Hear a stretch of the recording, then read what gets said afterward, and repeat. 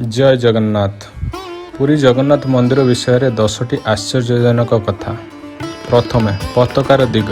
जगन्नाथ मंदिर शीर्ष थिबा पताका पवन जो दिगरे बहे तार विपरीत दिगरे उड़ी जाए।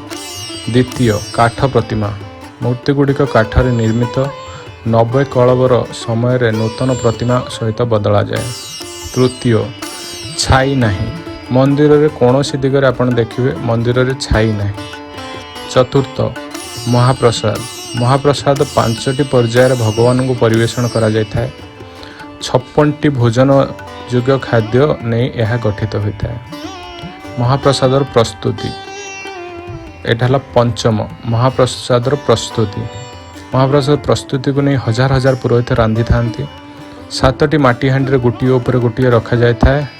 उपर हांडी थिबा खाद्य प्रथमे हो जाए। 6 नंबर आम देखा 6 तरंगर शब्द। थरे आपण मंदिर भितर को पाद देवा पर आपण समुद्रर शब्द केबे भी शुभिब नहीं। 7 मंदिर उपरे किछि उड़िब नहीं। एपरि गोटे पक्षी मध्य मंदिर जो गंबुज अछि ता उपरे उड़िब नहीं। 8 चक्रर दिग। मंदिर शीर्ष थिबा चक्र जहाँकि ओजन प्राय 1 टन।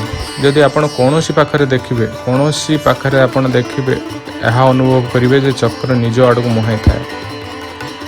9 महाप्रसादर रहस्य। प्रतिदिन समान परिमाण में खाद्य रंधा जाय थाए। खाद्य केबे भी नष्ट हुए नहीं।